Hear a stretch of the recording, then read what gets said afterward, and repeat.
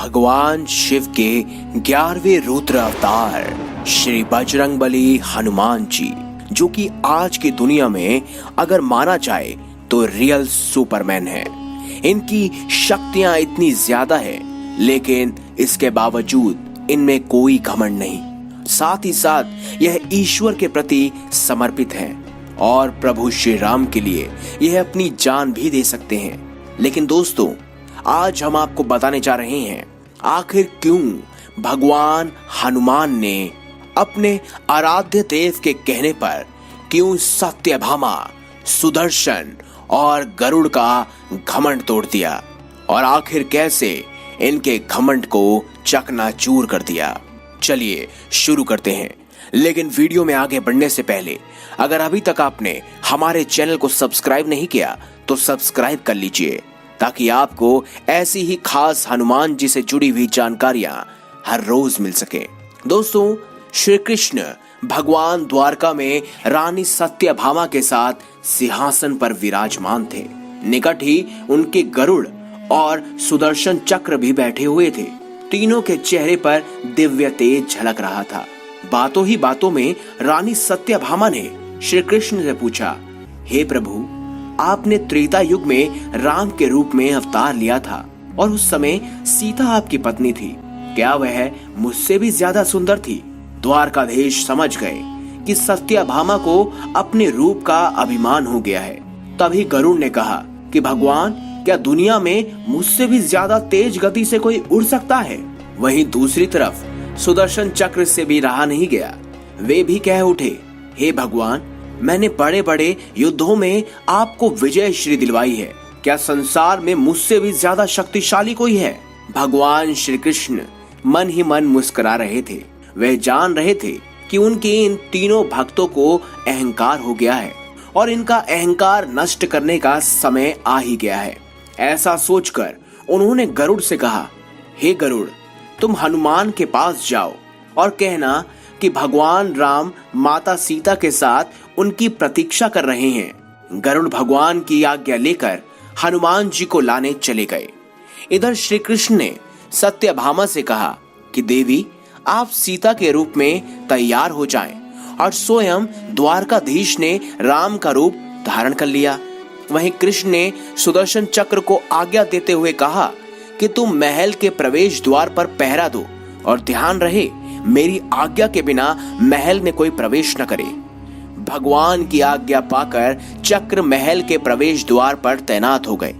गरुड़ ने जैसे ही हनुमान जी के पास पहुंचे, उन्होंने कहा, हे वानर श्रेष्ठ, भगवान राम माता सीता के साथ द्वारका में आपसे मिलने के लिए प्रतीक्षा कर रहे हैं। आप मेरे साथ चलें, मैं आपको अपनी पीठ पर बैठाकर शीघ्र ही वहां ले जाऊंगा। हनुमान जी ने विनय पूर्वक गरुड़ से कहा, आप चलिए, मैं आता हूं। गरुड़ ने सोचा, पता नहीं यह बूढ़ा वानर कब पहुंचेगा। खैर, मैं भगवान के पास चलता हूं। यह सोचकर गरुड़ शीघ्रता से द्वारका की ओर उड़े। पर यह क्या, महल में पहुंचकर गरुड़ देखते हैं कि हनुमान जी तो उनसे पहले ही महल में प्रभु के सामने बैठे हैं। गरुड़ का सिर लज्जा से झुक जाता है और गरुड़ को इस बात का एहसास हो जाता है कि इस दुनिया में उनसे ज्यादा तेज गति से सिर्फ और सिर्फ एक ही इंसान उड़ सकता है, और वो है हनुमान जी। तभी श्री राम ने हनुमान जी से कहा, पवन पुत्र, तुम बिना आज्ञा के महल में कैसे प्रवेश कर गए? क्या तुम्हें किसी ने प्रवेश द्वार पर रोका नहीं? हनुमान जी ने हाथ जोड़ते हुए सिर झुकाकर अपने मुंह से सुदर्शन चक्र को निकालकर प्रभु के सामने रख दिया। हनुमान जी ने कहा, प्रभु, आपसे मिलने से मुझे इस चक्र ने रोका था, इसीलिए इसे मुंह में रखकर मैं आपसे मिलने आ गया। मुझे क्षमा कर दीजिए।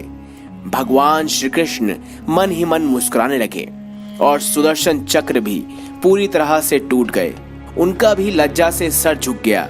वो भी समझ गए कि उनसे ज्यादा ताकतवर भगवान श्री हनुमान हैं। हनुमान ने हाथ जोड़ते हुए श्री राम से प्रश्न किया, हे प्रभु, आज आपने माता सीता के स्थान पर किस दासी को इतना सम्मान दे दिया? वह आपके साथ इस सिंहासन पर कैसे विराजमान है? अब रानी सत्यभामा का अहंकार भी भंग होने की बारी थी। उन्हें अपनी सुंदरता का अहंकार था, जो पल भर में हनुमान जी द्वारा चूर चूर कर दिया गया। रानी सत्यभामा, सुदर्शन चक्र और गरुड़ जी तीनों का गर्व चूर चूर हो गया। वे भगवान की लीला समझ रहे थे। तीनों की आंखों से आंसू बहने लगे और वह भगवान के चरणों में झुक गए। भगवान श्री कृष्ण ने ऐसे में कहा कि सिर्फ और सिर्फ आपको बुलंदियों पर पहुंचने से अगर एक चीज रोक सकती है तो वो है आपका अहंकार। लेकिन हनुमान जी के आगे किसका अहंकार चलता है? हर कोई ढह जाता है जब हनुमान जी के समक्ष आ जाता है। ऐसे में श्री कृष्ण ने भी हनुमान जी को गले लगा लिया और हनुमान जी श्री राम जय श्री राम का नारा लगाने लगे। ऐसे में दोस्तों अब आप समझ ही चुके होंगे कि आखिर कैसे हनुमान जी ने सत्यभामा, गरुड़ और सुदर्शन चक्र का अहंकार चूर चूर कर दिया। तो दोस्तों आप समझ ही चुके हैं कि कितने शक्तिशाली हैं हमारे प्रभु श्री हनुमान। अगर आपको हमारी ये खास जानकारी या वीडियो अच्छी लगी है तो इस वीडियो को लाइक करें, हमारे चैनल को सब्सक्राइब करें और इसे ज्यादा से ज्यादा शेयर जरूर करिएगा, ताकि आपको भी हनुमान जी की शक्तियां, उनके बारे में संपूर्ण जानकारियां प्राप्त हो सके। धन्यवाद।